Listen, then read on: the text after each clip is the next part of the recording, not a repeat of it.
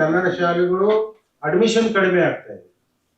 Admission ಯಾಕೆ ಕಡಿಮೆ ಆಗ್ತಾ ಇದೆ ಅಂದ್ರೆ ಅದು ಇಂಗ್ಲಿಷ್ ವ್ಯಾಮೋಹ. ಇಂಗ್ಲಿಷ್ನಲ್ಲಿ ಓದಿದ್ರೆ ನಮ್ಮ ಮಕ್ಕಳು ಏನೋ ಭಾರಿ ದೊಡ್ಡ ಮನುಷ್ಯರಾಗ್ತಾರೆ ಅನ್ನೋ ಭ್ರಮೆನಲ್ಲಿ ನಮ್ಮ ಜನಗಳು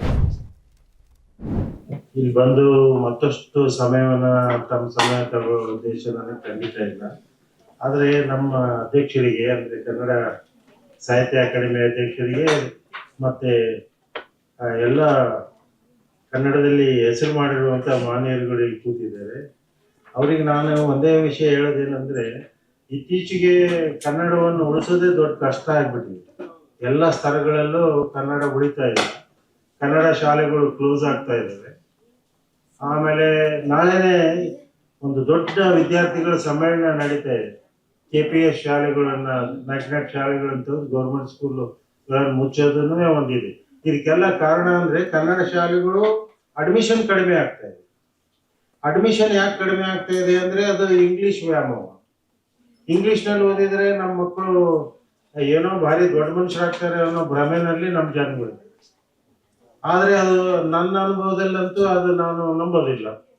ನಾನು ಸಹ ಕನ್ನಡ ಶಾಲೆನಲ್ಲೇ ಓದ್ ಬಂದಿರೋದು. ಹಳ್ಳಿಯಿಂದ ಏನ್ ಬಂದಿರ್ತಾರೆ ಅವ್ರಿಗೆ ಧೈರ್ಯ ಇರ್ತದೆ. ಅವರು ಅವರು ಸಕ್ಸಸ್ನಲ್ಲೂ ಅವರು ಸಂತೋಷ ಪಡ್ತಾರೆ, ಫೇಲ್ಯೂರ್ನಲ್ಲೂ ಹೋಗ್ಲಿ ಬಿಡು ಅಂತ ಹೇಳ್ತಾರೆ.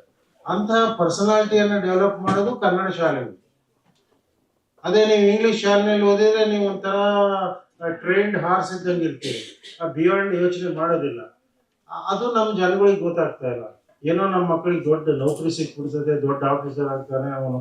ಅವ್ರಿಗೆ ಪಾಪ ಹಳ್ಳಿ ಹುಡುಗರಂಗೆ ಇರೋ ಮಕ್ಕಳಿಗೆ ಶೂ ಹಾಕೋದೇನು, ಟೈ ಕಟ್ಟೋದೇನು, ಸಿಂಗಾರ ಮಾಡೋದೇನು, ಆಮೇಲೆ ಯಾವಾರು ಹಬ್ಬಗಳು ಬಂದ್ರು ಬೇರೆ ಬೇರೆ ಬಟ್ಟೆ ಹೊಡಿಸೋದೇನು, ವಾರಕ್ಕೆ 3 ನಮೂನಿ ಯೂನಿಫಾರ್ಮ್ ತೊಡಿಸೋದೇನು, ಇದರಲ್ಲೇ ಬ್ಯುಸಿ ಆಗಿದ್ದಾರೆ ಹೊರತು ಕನ್ನಡದ ಬಗ್ಗೆ ಯಾರು ಯೋಚನೆ ಮಾಡ್ತಾರೆ.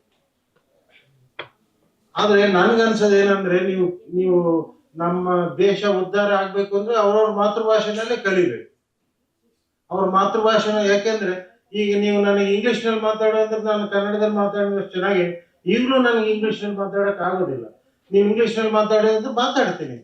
ನಾನು 100 ರಿಸರ್ಚ್ ಪೇಪರ್ಗಳು ಇಂಗ್ಲಿಷ್ನಲ್ಲಿ ಬರ್ತೀನಿ. ಆದ್ರೆ ಹೆಂಗ್ ಬರೀತೀನಿ, ಮೊದಲು ಕನ್ನಡದಲ್ಲಿ ಈಗಲೂ ಸಹ ನಾನು ಇಂಗ್ಲಿಷ್ನಲ್ಲಿ ಮಾತಾಡಿ ಅಂದ್ರೆ ಮೊದಲು ಯೋಚನೆಗಳು ಕನ್ನಡದಲ್ಲಿ ಬರ್ತವೆ, ಶಬ್ದಗಳು ಕನ್ನಡದಲ್ಲಿ ಬರ್ತವೆ. ಆಮೇಲೆ ನಾನು ಬ್ರೈನ್ ನಲ್ಲಿ ಬಹಳಷ್ಟು ಎನರ್ಜಿ ಸಪ್ಲೈ ಆಗಿ ಅದನ್ನ ಇಂಗ್ಲಿಷಿಗೆ ತರ್ಜುಮೆ ಮಾಡಿ ಇಂಗ್ಲಿಷ್ನಲ್ಲಿ ಮಾತಾಡ್ತೀನಿ. ಯಾಕಪ್ಪ ಅಷ್ಟು ಕಷ್ಟಪಡ್ಬೇಕು? ಬೇಕಾಗಿಲ್ಲ. ನಮ್ಮ ಮಾತೃಭಾಷೆ ನಮ್ಮ ಹೃದಯದ ಭಾಷೆ, ಸುಲಭವಾಗಿ ನಾವು ಎಕ್ಸ್ಪ್ರೆಸ್ ಮಾಡ್ಬೋದು. ಆದ್ರಿಂದನೇ ನಾವು ಕನ್ನಡ ಉಳಿಸ್ರಿ ಅಂತ ಹೇಳೋದು. ಏನಾದ್ರೂ ಒಂದು ಒರಿಜಿನಾಲಿಟಿ ಬೇಕು ಅಂದ್ರೆ ಅದು ಮಾತೃಭಾಷೆನಲ್ಲಿ ಇರ್ಬೇಕು. ನಾವು ಕನ್ನಡಿಗರಾಗಿದ್ರೆ ನಾವು ಕನ್ನಡ ನಮ್ದು ಮಾತೃಭಾಷೆ ಆಗ್ಬೇಕು. ಆದ್ರಿಂದ ಬರೀ ಕನ್ನಡ ಇರ್ಲಿ, ಕನ್ನಡ ಸ್ಕೂಲ್ಗಳು ಉಳಿಲಿ ಅಂದ್ರೂ ಕನ್ನಡ ಸ್ಕೂಲ್ಗಳು ಉಳಿಯೋದಿಲ್ಲ. ಯಾಕೆಂದ್ರೆ ನೀವು ಕನ್ನಡದಲ್ಲಿ ಬರಿಬೇಕಲ್ಲ, ವಿಜ್ಞಾನವನ್ನ, ಬೇರೆ ಬೇರೆ ಸಾಹಿತ್ಯ ಬರಬೇಕು, ಸೋಷಿಯಲ್ ಸೈನ್ಸ್ ಬರಬೇಕು, ವಿಜ್ಞಾನ ಬರಬೇಕು. ಬಹಳ ಕಷ್ಟ. ಆ ವಿಜ್ಞಾನ ಪುಸ್ತಕಗಳು ಅಷ್ಟು ಇಲ್ಲ ಕನ್ನಡದಲ್ಲಿ. ಹಂಗಾಗಿ ಅದನ್ನ ಜನ ಏನ್ ಹೇಳ್ತಾರೆ, ಓ ನೀವು 7ನೇ ಕ್ಲಾಸ್ ವರೆಗೂ ಓದಿಸ್ಬೋದು, ಅಥವಾ ಹೈಸ್ಕೂಲ್ ಮುಗಿಯೋವರೆಗೂ ಓದಿಸ್ಬೋದು, ಬಹಳ ಅಂದ್ರೆ SSLC ವರೆಗೂ ಕನ್ನಡದಲ್ಲಿ ಓದಿಸ್ಬೋದು. ಆ ಇಂಜಿನಿಯರಿಂಗ್ನವ್ರು ಕನ್ನಡ ಎಲ್ಲಿ ಓದ್ತಾರೆ? ಕನ್ನಡ ಪ್ರಾಧಿಕಾರದಲ್ಲಿ ಎಲ್ಲರೂ ಒಂದು ಶತಪ್ರಯತ್ನ ಮಾಡಿದ್ದಾರೆ. ಇಂಜಿನಿಯರಿಂಗ್ ನಲ್ಲಿ, ಮೆಡಿಕಲ್ ನಲ್ಲಿ ಕನ್ನಡ ತಗೊಂಡು ಬರ್ರಿ ಅಂತ ಹೇಳ್ಬಿಟ್ಟು. ನಾನು ವೈಸ್ ಚಾನ್ಸಲರ್ ಆಗಿ, ಪ್ರೊಫೆಸರ್ ಆಗಿ ಇಂಜಿನಿಯರಿಂಗ್ ಕಾಲೇಜ್ ನೋಡಿದ್ದೀನಿ, ಮೆಡಿಕಲ್ ಕಾಲೇಜ್ ನೋಡಿದ್ದೀನಿ. ಅಲ್ಲಿ ಈಗ ಕಲ್ಸಕ್ಕೂ ಆಗೋದಿಲ್ಲ ಅವ್ರು. ನೀವೇನೋ ಸಂತೋಷ ಪಟ್ಬಿಟ್ರಿ, ಓಕೆ ಏನೋ ಒಂದು ಕನ್ನಡ ಕಲಿಸ್ತೀರ, ಅದು ಏನು ಅಂದ್ರೆ ನಾವು ವಿಜ್ಞಾನ ಸಾಹಿತ್ಯವನ್ನು ರಚನೆ ಮಾಡದಿದ್ರೆ ಕಾಲೇಜ್ ಮಟ್ಟದಲ್ಲಿ ವಿಜ್ಞಾನವನ್ನ ಕನ್ನಡದಲ್ಲಿ ಪಾಠ ಮಾಡಕ್ಕೆ ಆಗೋದಿಲ್ಲ. ಸೊ ಕನ್ನಡ ಉಳಿಬೇಕು ಅಂದ್ರೆ ವಿಜ್ಞಾನದ ಬರಹಗಳು ಆಗ್ಬೇಕು. ಬೇರೆ ಬೇರೆ ಪ್ರಕಾರಗಳಲ್ಲಿ ಕನ್ನಡದ ಬರಹಗಳು ಆಗ್ಬೇಕು. ಹಾಗಾದ್ರೆ ಜರ್ಮನ್ಸ್ ಇದ್ರು, ರಷ್ಯನ್ಸ್ ಇದ್ದಾರೆ, ದೊಡ್ಡ ದೊಡ್ಡ ಸಾಹಿತಿಗಳು, ಬರಹಗಾರರು, ವಿಜ್ಞಾನಿಗಳು. ಅವರು ತಮ್ಮ ಮಾತೃಭಾಷೆನಲ್ಲಿ ಬರೆದಿದ್ದಾರೆ.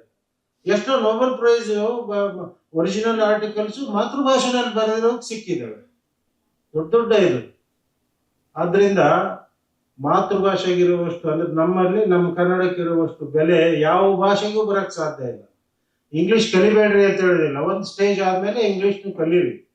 ಆದ್ರೆ ಕನ್ನಡ ಉಳಿಸ್ಬೇಕು ಅಂದ್ರೆ ಕನ್ನಡದಲ್ಲಿ ವಿಜ್ಞಾನ ಆಗ್ಬೇಕು, ಬೇರೆ ಬೇರೆ ವಿಷಯಗಳು ಕನ್ನಡದಲ್ಲಿ ಬರಬೇಕು. ಅವಾಗ ಅಷ್ಟೇ ವಿಜ್ಞಾನ ಉಳಿಲಿಕ್ಕೆ ಸಾಧ್ಯ, ಕನ್ನಡನೂ ಉಳಿಲಿಕ್ಕೆ ಸಾಧ್ಯ.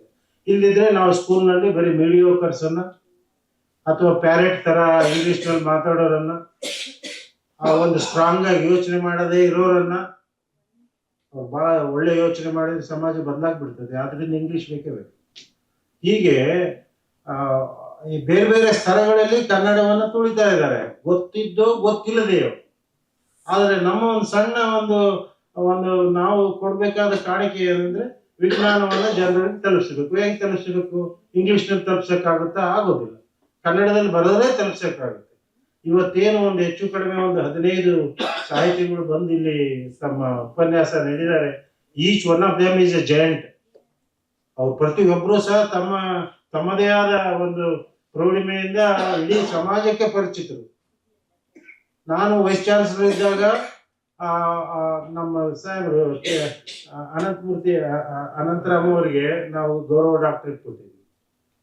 ಅವರಂತ ಮೇಧಾವಿಗಳು 2013 ಅಥವಾ 14 ಇರ್ಬೋದು ಸರ್.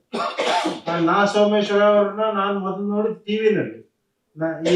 ಇವತ್ತು ನೀವು ಸ್ವಲ್ಪ ದಿವಸದಿಂದ ನಾವು ನೋಡಿರ್ಬೋದು.